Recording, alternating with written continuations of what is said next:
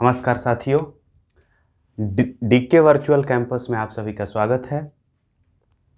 ये language and linguistics के series 3 आज इस वीडियो में मैं बात करूंगा myths and misconceptions of language and linguistics.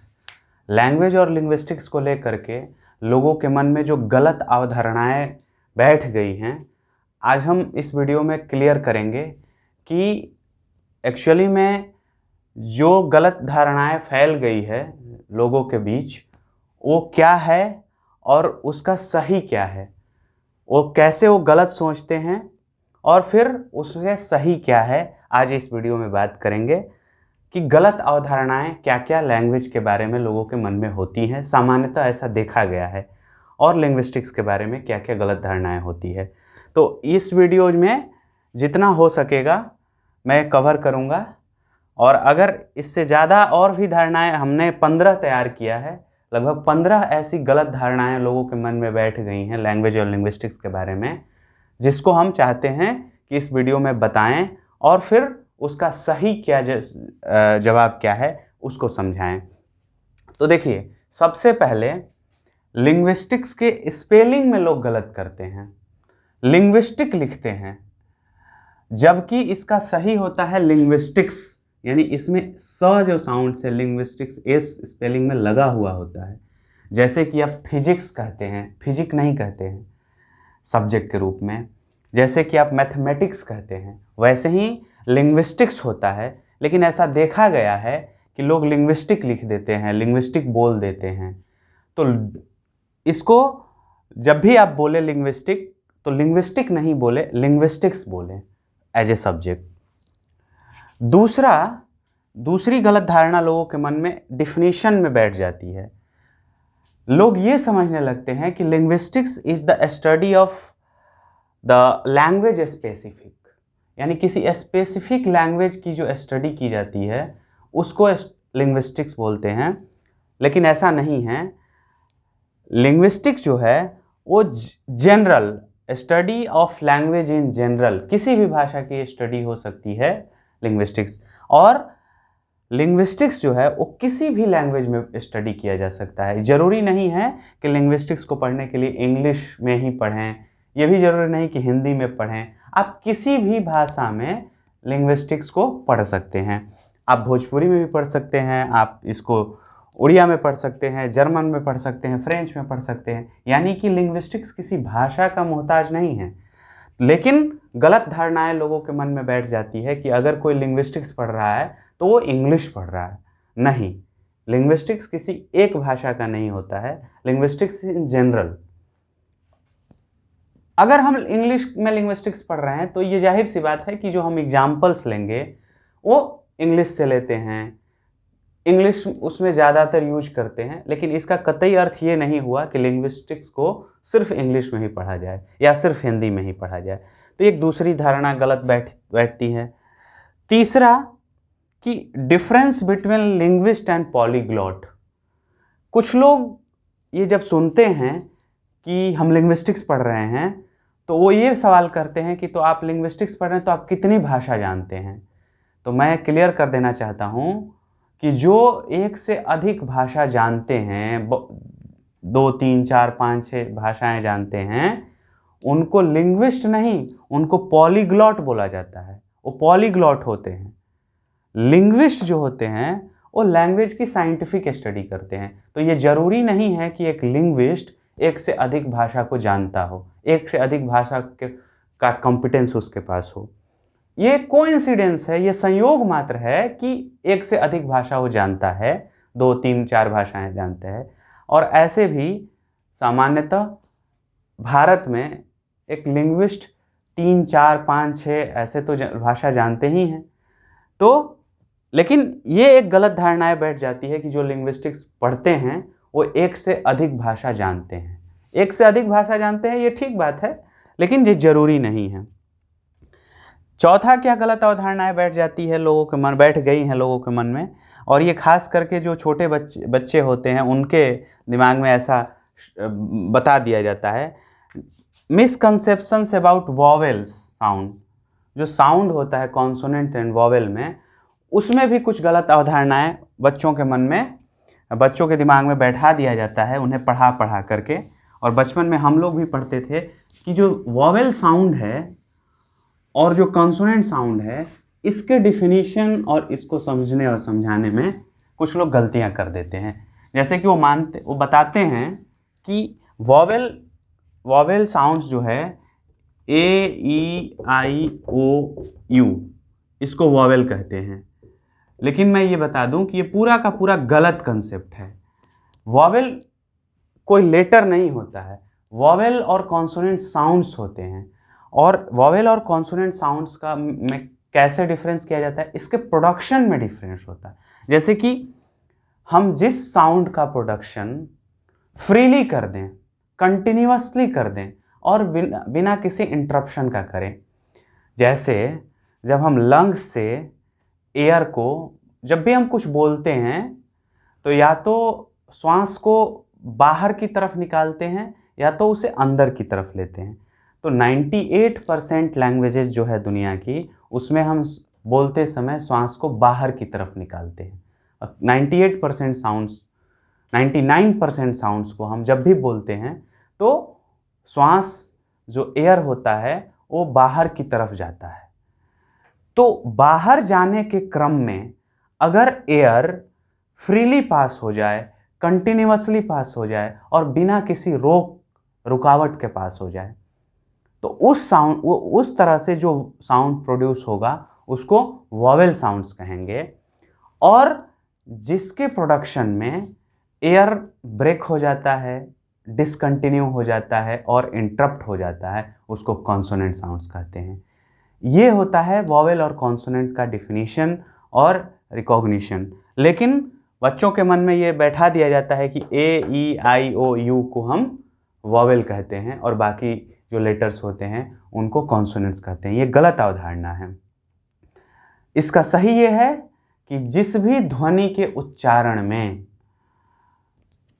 जो वायु का प्रवाह है, जो एयर का फ्लो है, वो फ्री होता है, कंटिन्यूअसली होता है, स्वतंत्र रूप से होता है, लगातार होता है और बिना किसी रोक रुकावट के होता है। अच्छा, रोक रुकावट का मतलब क्या हुआ कि जो आपके माउथ में ऑर्गन्स है, जैसे टंग है, जैसे टीथ है, जैसे आपका वेलम है, तो यहाँ पर जब जैसे टंग से अवरोध नहीं हुआ, टिथ से अवरोध नहीं हुआ, वो फ्री पास कर गया तो वो वॉवेल हो जाता है। जैसे आपका ए हो गया, जैसे ई हो गया, बड़ी ई छोटी ई जिसको कहते हैं, जैसे ओ हो गया, जैसे औ हो गया। तो ऐसे जो है इस तरह के जो साउंड्स हैं वो आपके वॉवेल होते हैं। फिर कभी हम बताएंगे कि वॉवेल्स कितने होते हैं इंग्लिश में और कॉन्सोनेंट्स कितने होते हैं, और उसमें हम विस्तार से बात करेंगे। तो वॉवेल और कॉन्सोनेंट्स का एक होता है मिसकंसेप्शंस। उसके बाद पांचवा जो मिसकंसेप्शन होता है लोगों के मन में, वो ये होता है कि जो लैंग्वेज होता है उसी के पास ग्रामर होता है और जो डायलेक्ट होता है उसके पास ग्रामर नहीं होता है। ये गलत अवधारणा है। बेसिकली आप समझिए कि ग्रामर होता क्या है। ग्रामर जो है वो एक एबिलिटी है, एक आपके इनबिल्ट एबिलिटी है। आपके मन में, आपके दिमाग मस्तिष्क में जो कैपेसिटी होता है लैंग्वेज को एक्वायर करने का, वास्तव में ग्रामर तो वो होता है, और जो कि यूनिवर्सल ग्रामर होता है। वो सबके माइंड में, सब हर एक मनुष्य को वो मिलता है। और बिना ग्रामर के तो आप कुछ बोल ही नहीं सकते हैं, आप कुछ समझ ही नहीं सकते हैं। ग्रामर जो है वो पावर है, ग्रामर जो है वो ability to acquire the language. इसलिए ये कहना गलत है कि लैंग्वेज के पास ही ग्रामर होता है और डायलेक्ट के पास ग्रामर नहीं होता है। सबके पास ग्रामर होता है। एक लेवल पर एक बात बताऊं, और अगर इससे थोड़ा सा और डीप में बताऊं तो वास्तव में जो हम हिंदी, इंग्लिश, फ्रेंच, जर्मन, जितनी भी भाषाएं हैं दुनिया में, लगभग 7,000 7,500 भाषाएं हैं। तो जितनी भी भाषाएं हैं वो मूल रूप से वो डायलेक्ट ही हैं। लैंग्वेज का अर्थ होता है पावर।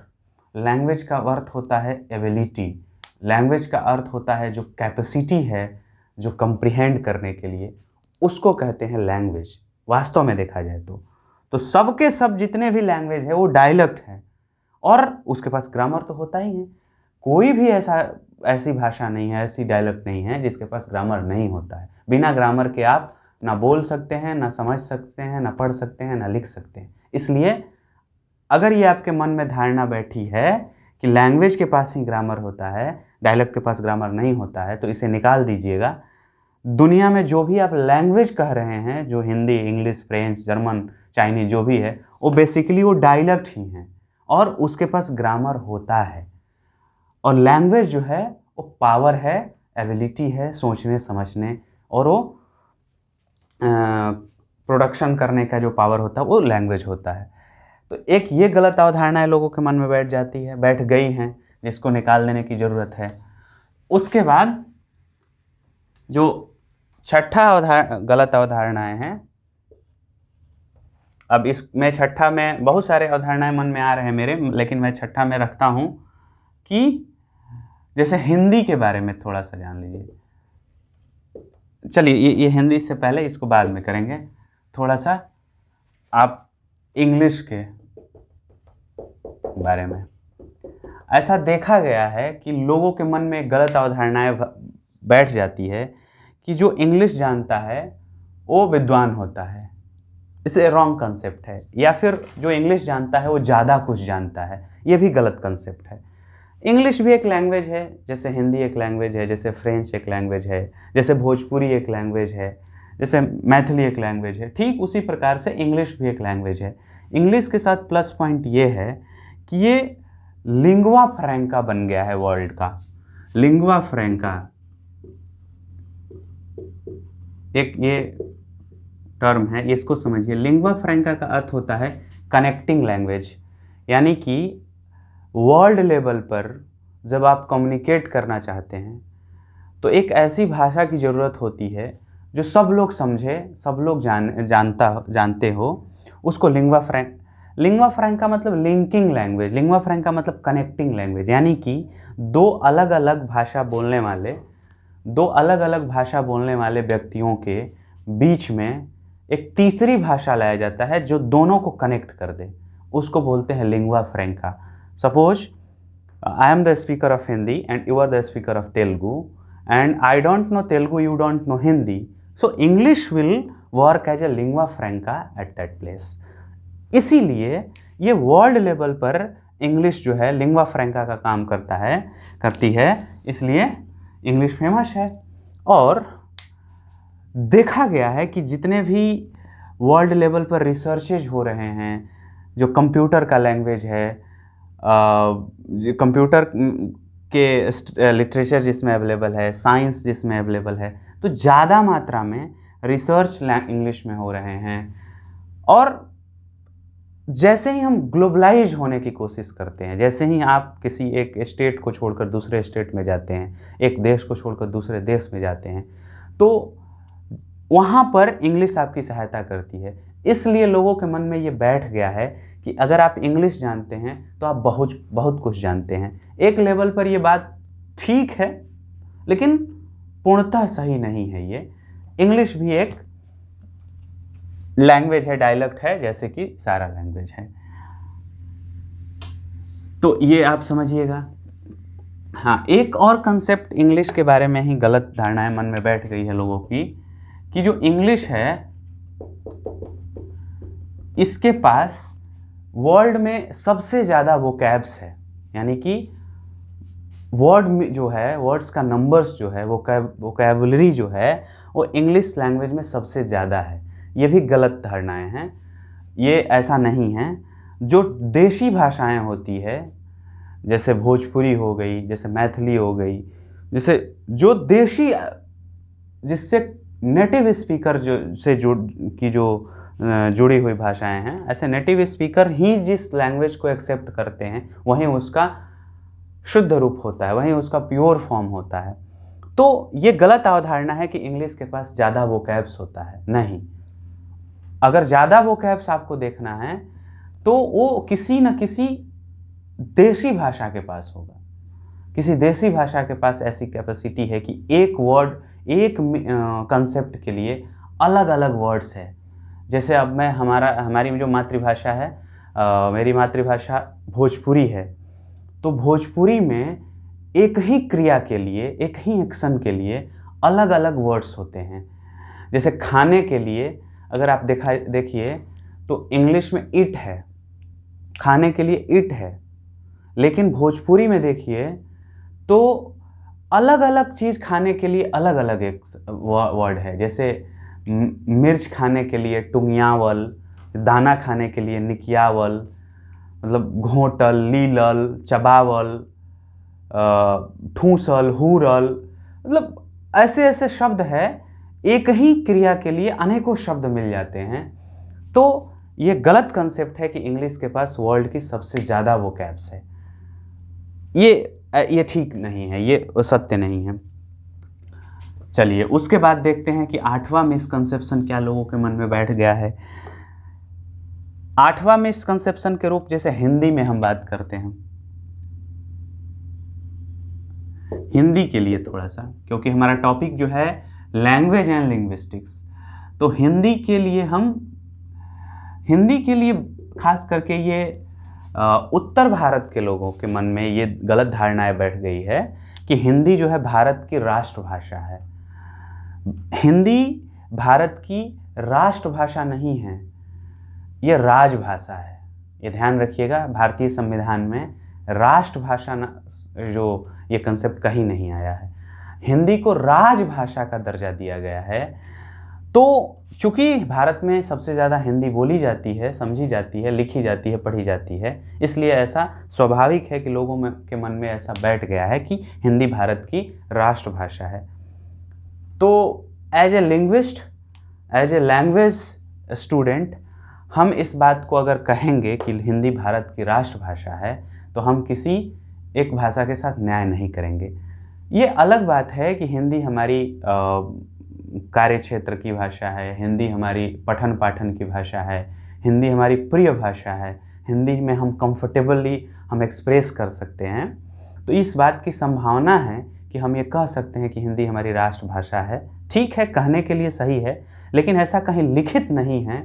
ऐसा कोई अगर इस पे चैलेंज करे कि नहीं हिंदी जो है भारत की राष्ट्रभाषा है, तो ये समझिएगा कि ये गलत बात है। राजभाषा के रूप में इसकी मान्यता दी गई है भारतीय संविधान में। तो दोस्तों, हमने 15 ऐसा मिसकंसेप्शन सेलेक्ट किया है, लेकिन ये वीडियो लंबा ना हो जाए इसलिए अभी के लिए बस 8 रखते हैं इस सीरीज में। जब अगला सीरीज मैं बनाऊंगा उसमें मैं और बाकी जो 7 है myths and misconceptions of language and linguistics, उसमें मैं बात करूंगा। तो इस वीडियो में बस इतना ही। मित्रों, अगर ये वीडियो पसंद आए तो इसको खूब से खूब शेयर करिए ताकि ये नॉलेज सबको हो। ये जो मिथ्स एंड मिसकंसेप्शन हैं तो उससे निजात पाएँ लोग। और इसी तरह हम वीडियोज बनाते रहेंगे। कमेंट भी करिए, अगर मेरे बताने में, अगर मुझे प्रेजेंट करने में कुछ सुधार की गुंजाइश, कुछ सुधार करने की आवश्यकता है, तो आपके कमेंट्स जब मुझे मिलेंगे तो उसमें मैं सुधार करूँगा और बेहतरीन करने की कोशिश करूँगा। जय हिंद।